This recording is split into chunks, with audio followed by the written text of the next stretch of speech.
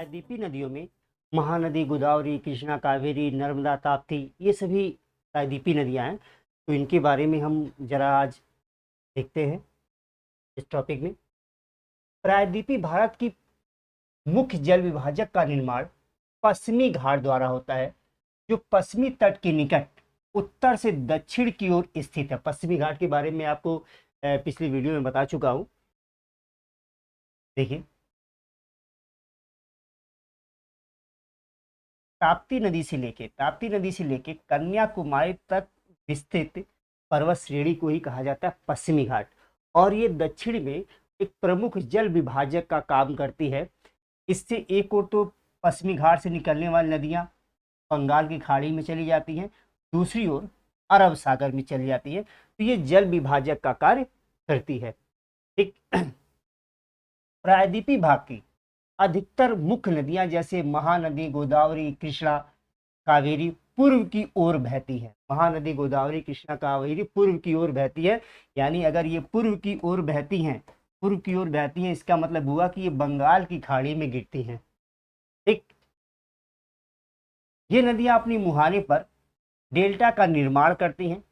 पश्चिमी घाट से पश्चिम में बहने वाली अनेक छोटी धाराएं हैं। ठीक, तो पश्चिमी घाट से पश्चिम की ओर बहने वाली अनेक छोटी धाराएं क्यों हैं? क्योंकि ये जो एरिया है वो सकरा है, कम वाइड है, कम चौड़ा है। तो जो नदी निकलेगी, पर्वत से निकल रही है, थोड़ी सी मैदान में बह रही है, उसके बाद समुद्र मिल जा रही है, तो छोटी छोटी सरिताएं हैं। नर्मदा एवं ताप्ती दो ही बड़ी नदियां हैं जो कि पश्चिम की तरफ बहती हैं। ठीक, ये दो सबसे बड़ी नदियां हैं। बाकी और भी नदियां हैं जो पश्चिम की ओर बहती हैं, लेकिन ये दो बड़ी नदियां हैं और ज्वारनद मुख का निर्माण करती हैं। अब एक चीज यहाँ आपको समझना है कि जब नदी समुद्र में मिलती है तो मुहाने पर ही अपने अवसादों के निक्षेप से अवसादों को जमा करके एक आकृति बनाती है, जिसे आप डेल्टा कहते हो। तो जो नदी समुद्र में आके मिल रही है और मुहाने पर अवसादों को निक्षेपित करके, जमा करके एक कुछ आकृति बना दे रही है, ठीक, तो उसे इस आकृति को डेल्टा कह दिया हमने।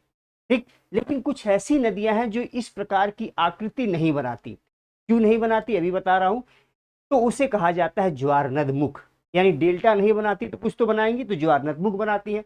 अब वो कैसे ज्वारनद मुख होता क्या है, अब ध्यान दीजिएगा। देखिए, बेसिकली जब नदियां पर्वतों से निकलकर समुद्र की तरफ बढ़ रही हैं, अगर ढाल तीव्र है तो नदी तेजी से बहेगी। तो पहली बात आ गई कि ढाल तीव्र है। दूसरी बात, जिस सरफेस पे बह रही है वो कठोर है। दूसरी बात आ गई, सरफेस कठोर है। अगर कठोर होगा तो अपर्दन नदी द्वारा कम हो पाएगा और अवसाद कम ले जा पाएंगी। भाई, अपर्दन कम होगा, पानी से घर्षण कम होगा जमीन पे, तो उसमें कंकड़, पत्थर, मिट्टी, बालू की मात्रा पानी में, नदी की पानी में कम रहेगा, तो अवसाद कम ले जा पाएंगी। तीसरी बात जो सबसे इंपॉर्टेंट है, जब ये नदी समुद्र में, यहाँ मान लीजिए समुद्र है, इधर से नदी आ रही है, इधर से ये नदी आ रही है और यहाँ समुद्र मिलना है। ठीक, तो नदी का ये भाग जहाँ नदी समुद्र में मिल रही है वो किसी कारण से नीचे धंस गया, और नीचे धंसने की वजह से इस जगह पे समुद्री जल आ गया। अब होता क्या है, जब ये नदियां अपने साथ थोड़ा बहुत अवसाद लाती हैं तो वो यहाँ पे जमा करने का प्रयास करती हैं, जमा भी करती हैं, लेकिन समुद्री ज्वार इन अवसादों को, यानी कंकड़, पत्थर, मिट्टी, बालू जो भी है, उन्हें अपने साथ बहा के अथाह समुद्र में लेके चला जाता है, जिसकी वजह से कोई आकृति नहीं बन पाती। तो समुद्री ज्वार इन अवसादों को लेके अथाह समुद्र में चला जाता है, जिसकी वजह से कोई आकृति नहीं बन पाती, और इसलिए इसे कहा जाता है ज्वारनद मुख। ठीक, नदी के मुख पर ज्वार का प्रभाव। बात क्लियर? चलिए आगे बढ़ते हैं। देखिए, प्रायद्वीपीय नदियों का अपवाह द्रोणी आकार में अपेक्षाकृत छोटी है। सिंपल सी बात है, अगर क्षेत्र विस्तृत नहीं होगा तो अपवाह द्रोणी भी छोटी होंगी। आपको ध्यान होगा कि हमारा दक्षिण भारत का भाग, जैसे जैसे उत्तर से हम दक्षिण की ओर बढ़ते जाते हैं, ये सकरा होता चला जाता है। तो ये क्षेत्र ही अगर कम होगा तो अपवाह द्रोणी भी कम छोटी होगी, और उत्तर भारत में देखिए क्षेत्र बड़ा है तो अपवाह द्रोणी क्या होगी, बड़ी हो जाती है नदियों की। ठीक, तो चलिए दक्षिण भारत में एक नदी देखते हैं, नर्मदा द्रोणी। नर्मदा नदी का उद्गम मध्य प्रदेश में अमरकंटक पहाड़ी के निकट होता है। ठीक, तो नर्मदा नदी कहाँ से निकलती है, मध्य प्रदेश के अमरकंटक पहाड़ी के पास से निकलती है। यह पश्चिम की ओर एक भ्रंश घाटी में बहती है। अब बात आती है भ्रंश घाटी। भ्रंश घाटी क्या होता है, सामान्य भाषा में समझे तो मान लीजिए ये एक जमीन का टुकड़ा है पूरा, और इस जमीन के टुकड़े का ये बीच वाला भाग नीचे धंस गया, किसी भी कारण से वो नीचे धंस गया, तो उस धंसे हुए भाग को कहा जाता है भ्रंश। ठीक, और इसी भ्रंश से वो आपकी नर्मदा, ताप्ती और दामोदर, ये तीनों नदियां भ्रंश से ही होकर बहती हैं। तो इस नीचे धंसे हुए भाग को क्या कहते हो आप, भ्रंश। ये वाला भाग ऊंचा है, ये वाला भाग ऊंचा है, और ये नीचे ये वाला भाग जहां से अब ये नदी बहने लगी वो धंसा हुआ, तो इसे भ्रंश कहते हैं। तो ध्यान रखिएगा कि पश्चिम की ओर एक भ्रंश घाटी से होकर बहती है आपकी नर्मदा नदी। समुद्र तक पहुंचने के क्रम में यह नदी बहुत ही दर्शनीय स्थलों का निर्माण करती है।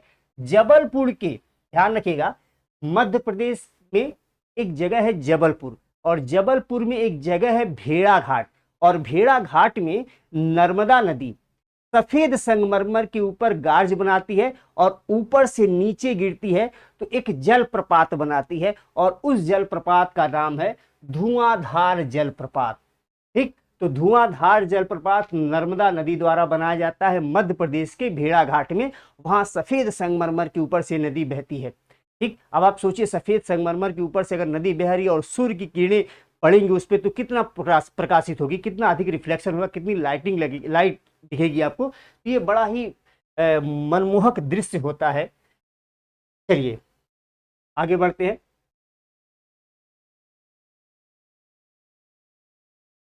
नर्मदा की सभी सहायक नदियां बहुत छोटी हैं। ठीक, इनमें से अधिकतर समकोण पर मुख्य धारा से मिलती हैं। ठीक, नर्मदा द्रोणी मध्य प्रदेश और गुजरात के कुछ भागों में विस्तृत है। तो एग्जाम में अगर आपसे पूछ दिया जाए नर्मदा द्रोणी किन किन राज्यों में विस्तृत है, तो आपको ध्यान रखना होगा कि मध्य प्रदेश और गुजरात में। ठीक, देखिए नर्मदा नदी के संरक्षण के लिए मध्य प्रदेश सरकार द्वारा नमामि देवी नर्मदे नामक एक योजना प्रारंभ की गई है। तो आपसे पूछा जाए नमामि देवी नर्मदे योजना किस राज्य द्वारा प्रारंभ की गई है और क्यों, तो नर्मदा नदी के संरक्षण के लिए मध्य प्रदेश सरकार द्वारा।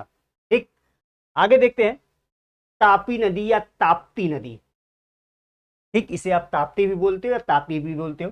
तापी द्रोणी, ठीक, तापी का उद्गम मध्य प्रदेश के बैतूल जिले में सतपुड़ा की श्रृंखलाओं में है। तो तापी का उद्गम कहाँ होता है, मध्य प्रदेश में सतपुड़ा पहाड़ियों में, और जिले का नाम है मध्य प्रदेश के बैतूल, वहां से तापी नदी निकलती है। यह भी नर्मदा नदी के समानांतर एक भ्रंश घाटी से बहती है। बेसिकली होता क्या है, देखिए ये है, इधर है विंध्याचल पर्वत, उसके बाद ये नदी आ रही है नर्मदा। ठीक, ये नदी जो आपकी आ रही है नर्मदा नदी, फिर ये है सतपुड़ा पर्वत, और इसके नीचे बहती है ताप्ती नदी। ठीक, तो ये विंध्यन रेंज है, उसके नीचे नर्मदा नदी है, उसके बाद सतपुड़ा पर्वत है, उसके बाद आपकी ताप्ती नदी बहती है, उसके बाद ग्वालियर पहाड़ी है। तो ये जो बीच वाला भाग है ना, ये धंस गया है, सतपुड़ा और ग्वालियर के नीचे ये भाग धंस गया है, और सतपुड़ा और विंध्यन के बीच का ये भाग धंस गया है। तो नर्मदा और ताप्ती, ये नर्मदा नदी और नीचे वाली ताप्ती नदी दोनों ही भ्रंश घाटी से होकर बहती हैं। ठीक, चलिए, लेकिन इसकी लंबाई बहुत कम है, यानी नर्मदा नदी से छोटी नदी है ताप्ती नदी। इसकी द्रोणी यानी इसका ड्रेनेज बेसिन मध्य प्रदेश में, गुजरात में और महाराष्ट्र राज्य में है। तो तापी नदी का जो द्रोणी है, ड्रेनेज बेसिन है, वो मध्य प्रदेश, गुजरात और महाराष्ट्र राज्य में है। अरब सागर तथा पश्चिमी घाट के बीच का तटीय मैदान बहुत ही अधिक संकीर्ण है, इसलिए तटीय नदियों की लंबाई बहुत कम है। अभी बताया हूं कि अगर हम देखें पश्चिमी घाट से पश्चिम की ओर के भाग, ये पश्चिमी घाट है, तो ये जो एरिया बहुत सकरा है, बहुत पतला है। अब यहां से जब नदी निकलेगी तो छोटा एरिया ही तो मिलेगा उसको बहने के लिए, उसके बाद तो समुद्र आ जाएगा। इसलिए पश्चिमी घाट से पश्चिम की ओर जितनी भी नदियां बहती हैं वो बहुत छोटी हैं, ठीक। इसलिए तटीय नदियों की लंबाई बहुत कम है। पश्चिम की ओर बहने वाली मुख्य नदियां, साबरमती आप जानते हो, गुजरात साबरमती के संग तूने कर दिया कमाल, ठीक। उसके बाद माही नदी, आप ये जानते हो कि माही नदी कर्क रेखा को 3 बार काटती है, एमपी, राजस्थान और गुजरात में बहती है। भरत पूजा केरल में बहने वाली नदी है, तमिलनाडु और केरल में बहुत ही महत्वपूर्ण नदी है केरल की। पेरियार, केरल की सबसे लंबी नदी है पेरियार नदी, ये भी तमिलनाडु और केरल में बहती है और ये भी केरल की बहुत महत्वपूर्ण नदी है। और इस पे इडुक्की डैम है, इडुक्की डैम, ठीक। उन राज्यों के नाम बताइए जहां ये नदियां बहती हैं, तो मैं बता दिया आपके द्रोणियां कहां कहां इसकी है। आगे बढ़ते हैं, गोदावरी द्रोणी। देखिए, गोदावरी सबसे बड़ी प्रायद्वीपीय नदी है, यानी आपसे एग्जाम में पूछा जाए कि प्रायद्वीपीय भारत की सबसे लंबी नदी कौन है, तो आप बताओगे गोदावरी, ठीक। यह महाराष्ट्र के नासिक जिले में पश्चिमी घाट के ढालों से निकलती है। इसकी लंबाई 1500 किलोमीटर है। गोदावरी नदी की लंबाई कितनी है? 1500 किलोमीटर है। यह बहकर बंगाल की खाड़ी में गिरती है, यानी ये पश्चिमी घाट से निकलकर पूरब की ओर बहते हुए बंगाल की खाड़ी में गिर जाती है। प्रायद्वीपीय नदियों में से इसका अपवाह तंत्र सबसे बड़ा है। इसकी द्रोणी महाराष्ट्र, और इसकी द्रोणी का लगभग 50% हिस्सा महाराष्ट्र में ही है। तो महाराष्ट्र, मध्य प्रदेश, उड़ीसा, आंध्र प्रदेश में स्थित है। गोदावरी नदी में अनेक सहायक नदियां मिलती हैं और बहुत इंपॉर्टेंट है गोदावरी नदी दक्षिण भारत की सहायक नदियों का नाम याद रखना, और गोदावरी नदी भी दक्षिण भारत की नदी है, इसलिए इनकी सहायक नदियों का नाम अच्छी तरह ध्यान रखिएगा। पूर्णा, वर्धा, प्रणहिता, मंजरा, वेनगंगा, पेनगंगा। तो आप ध्यान रखिएगा ये सभी नदियां ही गोदावरी की सहायक नदियां हैं। इनमें से अंतिम तीनों सहायक नदियां बहुत लंबी हैं, यानी मंजरा, वेनगंगा और पेनगंगा गोदावरी की लंबी नदी सहायक नदियां हैं। बड़े आकार और विस्तार के कारण गोदावरी नदी को दक्षिण गंगा के नाम से जाना जाता है। तो बड़े आकार और विस्तार के कारण गोदावरी नदी को दक्षिण की गंगा कहा जाता है। ये बहुत ही इंपॉर्टेंट क्वेश्चन है, कई बार कंपटीशन में पूछा जा चुका है, तो आप ध्यान रखिएगा। अब देखते हैं महानदी द्रोणी। देखिए, महानदी का उद्गम छत्तीसगढ़ की उच्च भूमि से होता है तथा यह उड़ीसा में बहते हुए बंगाल की खाड़ी में मिल जाती है। यानी छत्तीसगढ़ की उच्च भूमि से यह निकलकर उड़ीसा होते हुए ये बंगाल की खाड़ी में मिल जाती है। इस नदी की लंबाई 860 किलोमीटर है। इसकी अपवाह द्रोणी महाराष्ट्र, छत्तीसगढ़, झारखंड और उड़ीसा में है, ठीक। यानी इसका महानदी का जो ड्रेनेज बेसिन है वो महाराष्ट्र, छत्तीसगढ़, झारखंड और उड़ीसा में है, ठीक। चलिए अब देखते हैं कृष्णा द्रोणी को, कृष्णा नदी के बारे में। महाराष्ट्र के पश्चिमी घाट में महाबलेश्वर के निकट कृष्णा नदी का उद्गम स्रोत है, ठीक। कृष्णा नदी लगभग 1400 किलोमीटर लंबी है और ये पूरब की ओर बहते हुए, पश्चिमी घाट से निकलकर पूरब की ओर बहते हुए बंगाल की खाड़ी में मिल जाती है। तुंगभद्रा, कोयना, घाटप्रभा, मूसी, भीमा इसकी सहायक नदियां हैं। तो कृष्णा नदी की सहायक नदियां हैं तुंगभद्रा, कोयना, घाटप्रभा, मूसी और भीमा, ठीक। इसकी द्रोणी यानी इसका जो ड्रेनेज बेसिन है वो महाराष्ट्र, कर्नाटक, आंध्र प्रदेश में है, क्लियर। अब देखते हैं दक्षिण भारत की एक और इंपॉर्टेंट नदी, कावेरी नदी और कावेरी द्रोणी।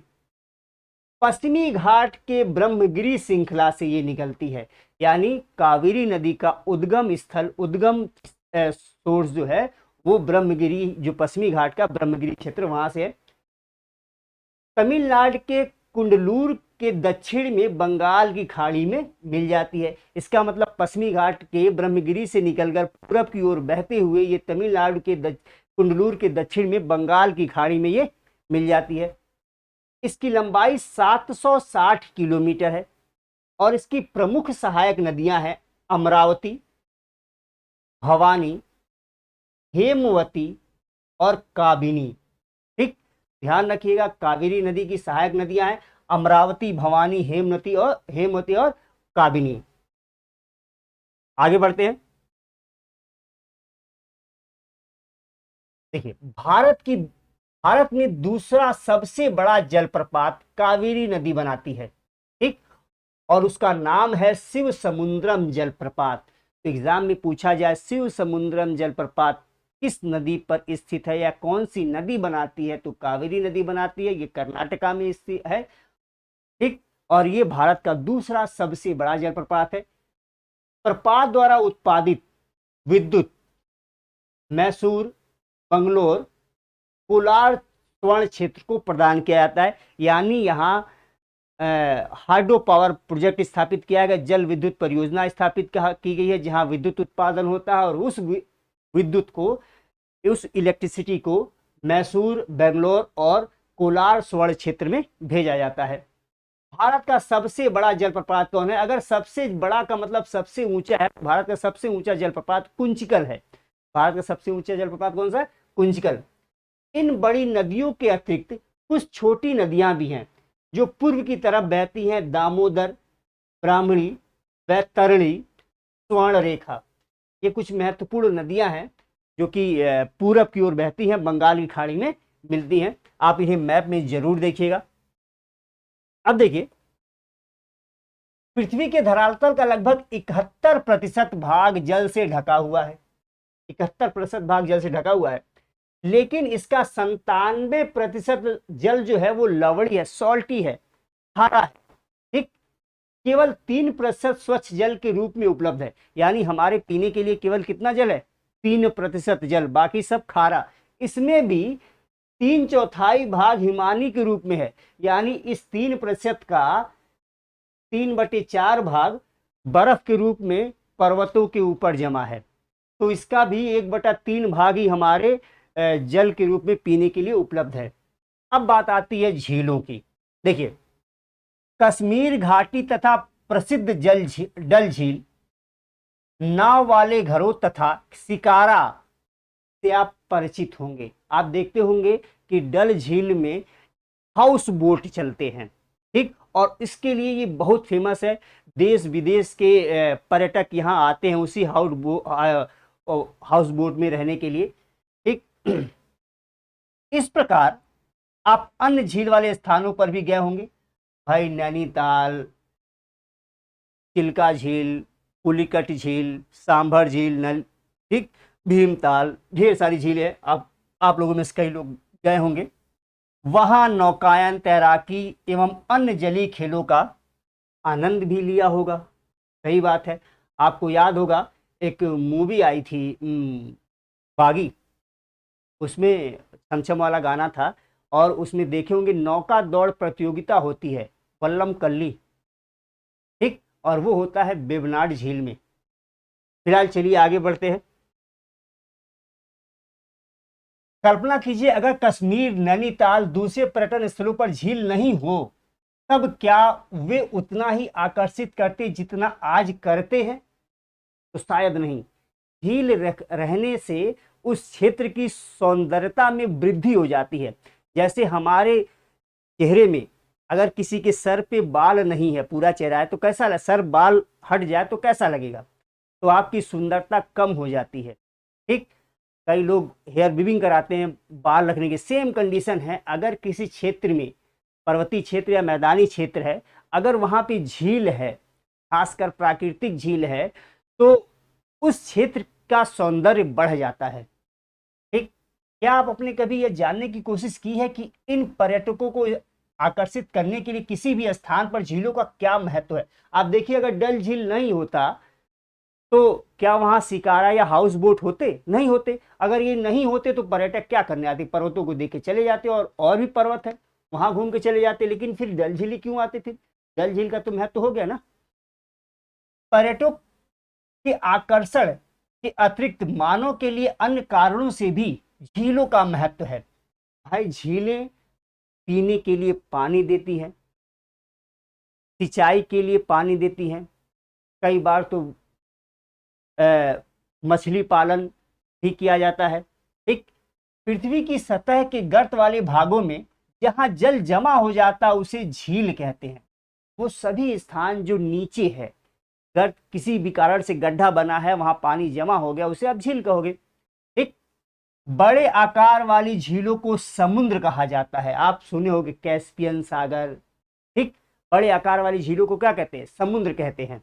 ठीक, जैसे कैस्पियन सी, कैस्पियन सागर, मृत सागर, अरल सागर। और ध्यान रखिएगा ये अरल सागर वही अरल सागर है जो आज के डेट में सूख गया है। और ये दिखाया जा रहा है कि मानव विकास तो कर रहा है लेकिन अपने लिए आपदा का भी प्रबंधन करते जा रहा है। और इसका एक बड़ा उदाहरण है अरल सागर का सूखना। ठीक, जहां बड़ी बड़ी पहले नावें चला करती थी, अब वहां मुझे लगता है कि अब ऊंट चलेंगे। चलिए फिलहाल आगे बढ़ते हैं।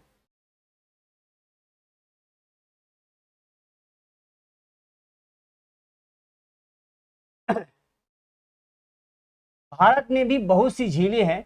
ये एक दूसरे से आकार तथा अन्य लक्षणों में भिन्न है। अधिकतर झीलें स्थायी होती हैं तथा कुछ में केवल वर्षा ऋतु में ही पानी होता है। जैसे कोई भी झील अगर शुष्क क्षेत्र में होगी, जहां बारिश की मात्रा कम होती होगी, तो जब गर्मियों का समय होगा तो वो पानी पास बन के उड़ जाएगा, तो उसमें पानी नहीं रहेगा। लेकिन वर्षा ऋतु में वहां पानी इकट्ठा हो जाएगा। जैसे अंतर्देशीय अफवाह वाले अर्ध शुष्क क्षेत्रों की द्रोणी वाली झीलें। यहाँ कुछ ऐसी झीलें हैं जिनका निर्माण हिमानी एवं बर्फ की चादर की क्रिया के फलस्वरूप हुआ है। देखिए हिमानी जो ग्लेशियर वो स्लाइड करती है, सरकती है। अगर वो किसी कारण से गड्ढा बना दी या स्लाइड कर रही है तो मलबा आगे इकट्ठा हो गया और एक दीवार बन गया, और वो जो ग्लेशियर वहाँ जो बर्फ है वो पिघल गया तो वो इकट्ठा हो जाएगा। जैसे मान लीजिए ये कोई बर्फ का एरिया है, ये किसी और सरक रहा है, स्लाइड कर रहा है, तो क्या केवल बर्फ सब सरकेगा कि इसके नीचे का जो कंकड़ पत्थर मिट्टी बालू उसको भी लेके आगे बढ़ेगा, उसको भी लेके आगे बढ़ेगा। और इस घर्षण की वजह से अगर कहीं गड्ढा बन गया तो वहां बर्फ जमा हो गया और वो बर्फ पिघल गया तो वहां झील बन गया।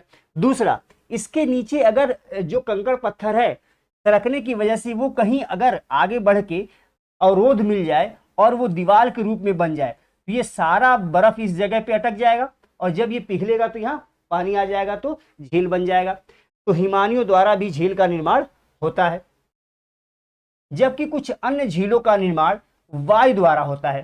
ठीक, रेगिस्तानी क्षेत्रों में प्लेया झील वायु द्वारा निर्मित झील है। ठीक, नदियों द्वारा गोखुर प्रकार की झीलें जो है नदियों द्वारा निर्मित झील है। मानवीय क्रियाकलापों द्वारा झीलें, गोविंद सागर झील, बड़े बड़े डैम बनाए जाते हैं, विद्युत उत्पादन किया जाता है, जो डैम बनाया जाता है तो वहां भी तो झील इकट्ठा होता है। ठीक, एक विसर्प नदी बाढ़ वाले क्षेत्र में कटकर गोखुर झील का निर्माण करती है। इसी चैप्टर में शुरुआत में ही बता दिया हूं मैं। स्पिट और बार यानी रोधिका, रोधिका यानी बैरियर, कहां पे? समुद्र में। ठीक, तो एक बैरियर का निर्माण किसी तरह से होता है, आगे चैप्टर में आएगा तो उसमें डिटेल में पढ़ेंगे।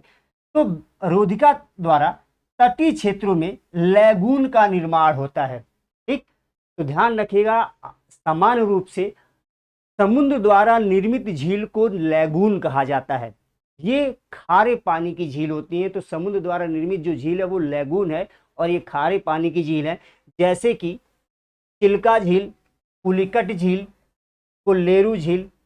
ठीक, ये सभी कैसी हैं? लैगून झीलें हैं। अंतर्देशीय भागों, अंतर्देशीय भागों वाली झीलें कभी कभी मौसमी होती हैं। उदाहरण के लिए राजस्थान की सांभर झील जो कि एक लवण वाली झील है, और यहाँ से नमक का निर्माण किया जाता है। राजस्थान की सांभर झील से भारत की सबसे बड़ी खारे पानी की झील अंतर्देशीय झील है। भारत की सबसे बड़ी खारे पानी की अंतर्देशीय झील है। ठीक, यानी समुद्र के तट पर नहीं है। मीठे पानी की अधिकांश झीलें हिमालय क्षेत्र में हैं। यह मुख्यतः हिमानी द्वारा बनी है। दूसरे शब्दों में ये तब बनी जब हिमानियों ने या कोई द्रोणी द्रोणी गहरी बनाई जो बाद में हिम पिघलने से भर गई, या किसी क्षेत्र में शिलाओं अथवा मिट्टी से हिमानी मार्ग में बाधा आ गए। इसके विपरीत जम्मू कश्मीर की वुलर झील भूगर्भीय क्रियाओं से बनी है। प्लेट टेक्टोनिक के बारे में हम आगे पढ़ेंगे, क्लास 11th में एनसीईआरटी 11-12 के एनसीईआरटी में आपको मिलेगा, तो वहाँ बताएंगे कि ये झील कैसे बनी। तो फिलहाल प्लेट टेक्टोनिक क्रिया के फलस्वरूप, भूगर्भीय क्रियाओं के फलस्वरूप वुलर झील का निर्माण हुआ, जम्मू कश्मीर के वुलर झील का निर्माण हुआ। एक यह भारत की सबसे बड़ी मीठे पानी की प्राकृतिक झील है। वुलर झील भारत की सबसे बड़ी मीठे पानी की फ्रेश वाटर लेक है, सबसे लार्जेस्ट फ्रेश वाटर लेक है इंडिया की वुलर लेक। डल झील, भीमताल, नैनीताल, लोकटक, बड़ा पानी कुछ अन्य महत्वपूर्ण मीठे पानी की झीलें हैं।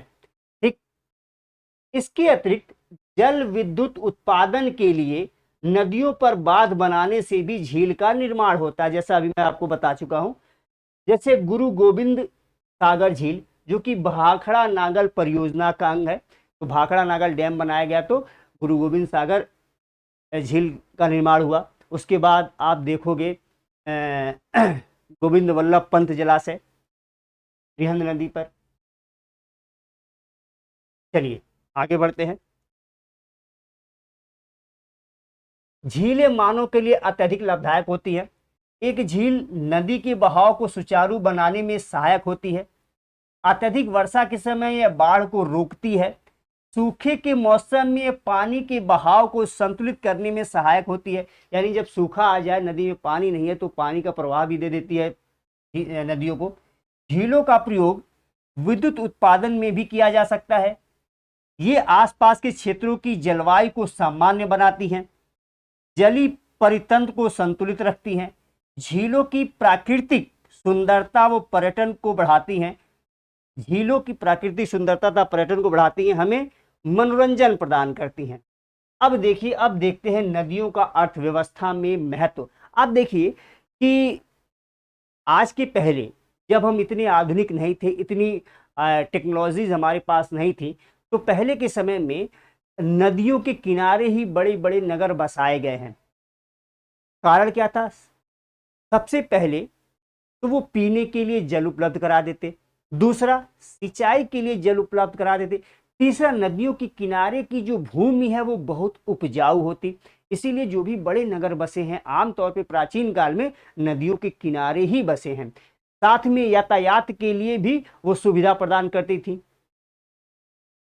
देखिए,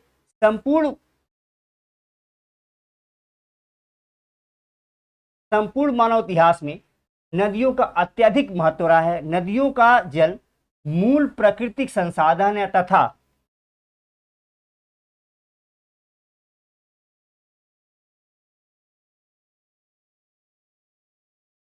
नदियों का जल एक महत्वपूर्ण प्राकृतिक संसाधन है तथा अनेक मानवीय क्रियाकलापों के लिए अनिवार्य है। यही कारण है कि नदियों के तट ने प्राचीन काल से ही अधिवासियों को अपनी ओर आकर्षित किया है। ये गांव अब बड़े शहरों में परिवर्तित हो चुके हैं। अपने राज्य के उन शहरों की एक सूची तैयार कीजिए जो नदी के किनारे हैं। आप देख लीजिए, अगर उत्तर प्रदेश में बड़े शहरों की बात की जाए तो चाहे वो काशी हो, चाहे वो प्रयागराज हो, चाहे वो कानपुर हो, चाहे वो आगरा हो, देश में देश की राजधानी दिल्ली हो, सभी किसी न किसी महत्वपूर्ण नदी के ही किनारे हैं। ठीक, किंतु भारत जैसे देश के लिए जहां अधिकांश जनसंख्या आजीविका के लिए कृषि पर निर्भर है, वहां सिंचाई, नौ संचालन, विद्युत निर्माण में नदियों का बहुत ही अधिक महत्व है। ठीक, अब एक चीज देखते हैं यहां पे। देखिए, राष्ट्रीय नदी संरक्षण योजना, देश में नदी सफाई कार्यक्रम का शुभारंभ 1985 में गंगा एक्शन प्लान के साथ आरंभ हुआ। 1985 में गंगा एक्शन प्लान के साथ देश में नदी के सफाई कार्यक्रम का शुभारंभ हुआ। 1995 में राष्ट्रीय नदी संरक्षण योजना के तहत अन्य नदियों को जोड़ने के लिए गंगा कार्य योजना का विस्तार किया गया। नदियां देश में जल का प्रमुख स्रोत हैं। एक CP का उद्देश्य नदियों के जल में प्रदूषण को कम करके जल की गुणवत्ता में सुधार करना है। तो राष्ट्रीय नदी संरक्षण योजना का एक मुख्य उद्देश्य क्या है कि नदियों में जो प्रदूषण, नदी जल में जो प्रदूषण है उस प्रदूषण को कम करके नदी जल की गुणवत्ता को बढ़ाना है। ठीक, अब देखते हैं नदी प्रदूषण। नदी जल की घरेलू, औद्योगिक, कृषि में बढ़ती मांग के कारण इसकी गुणवत्ता प्रभावित हुई है। ठीक, इसके परिणाम स्वरूप नदियों से अधिक जल की निकासी होती है तथा इनका आयतन घटता जाता है। भाई घरेलू कार्य मतलब पीने के लिए, नहाने के लिए, बर्तन धुलने के लिए, औद्योगिक कार्य के लिए, उद्योगों में भी जल का आवश्यकता होती है। उसके बाद औद्योगिक कचरे को भी नदी में बहावा दिया जाता है। कृषि कार्य में यानी सिंचाई के लिए नदी जल की आवश्यकता होती है। तो इन सब कारणों से नदी जल का अत्यधिक दोहन किया जा रहा है, जिसकी वजह से नदी का आयतन धीरे धीरे कम होता जा रहा है, नदियां सिकुड़ती चली जा रही हैं। दूसरी ओर उद्योग का प्रदूषण तथा अपरिष्कृत कचरे नदी में मिलते रहते हैं, जिससे नदी जल की गुणवत्ता खराब होती है, कम होती है। यह केवल जल की गुणवत्ता को नहीं बल्कि नदी के स्वतः स्वच्छीकरण की क्षमता को भी प्रभावित करते हैं। ठीक, आप जानते हो अभी कोरोना काल आया था, नदियों में कचरा डालना बंद किया गया तो नदियां अपने आप को स्वच्छ कर ली। लेकिन जैसे ही कोरोना काल पिछली बार खत्म हुआ था 2020 का, वैसे ही लोग फिर से नदियों में कचरा डालने लगे और फिर नदियां उसी तरह प्रदूषित हो गई। ठीक, तो जब लगातार आप कचरा डालते रहोगे तो जो उसमें स्वतः को साफ करने की क्षमता है वो भी क्या होगी, कम होती जाएगी। उदाहरण के लिए दिए गए समुचित जल प्रवाह में गंगा का जल लगभग 20 किमी क्षेत्र में फैले बड़े शहरों की गंदगी को तनु करके समाहित कर सकता है। ठीक, तो गंगा नदी का जो जल है वो 20 किलोमीटर रेडियस में फैले किसी बड़े शहर के कचरे को भी तनु करके अपने अंदर समाहित कर सकता है और उसकी गुणवत्ता बनी रह सकती है। लेकिन लगातार बढ़ते हुए औद्योगिकरण और शहरीकरण के कारण ऐसा संभव नहीं हो पाता तथा अनेक नदियों में प्रदूषण का स्तर बढ़ता जा रहा है। नदियों में बढ़ते प्रदूषण के कारण इनको स्वच्छ बनाने के लिए अनेक कार्य किए जा रहे हैं, जैसे आप गंगा एक्शन प्लान, ये सब बातें सुन रहे हो। अनेक योजनाएं चलाई जा रही हैं। ठीक, तो ये रहा क्लास 9th की एनसीईआरटी का तीसरा चैप्टर और अगली क्लास में हम आपसे मिलेंगे चौथे चैप्टर के साथ। ठीक, तो इसी के साथ आज का सेशन मैं समाप्त करता हूं। लेकिन अगर आपको ये वीडियो पसंद आई हो तो वीडियो को लाइक कर दीजिएगा, चैनल को सब्सक्राइब कर लीजिएगा और अधिक से अधिक शेयर कीजिएगा ताकि ये वीडियो अधिक से अधिक लोगों तक पहुंच सके। जय हिंद।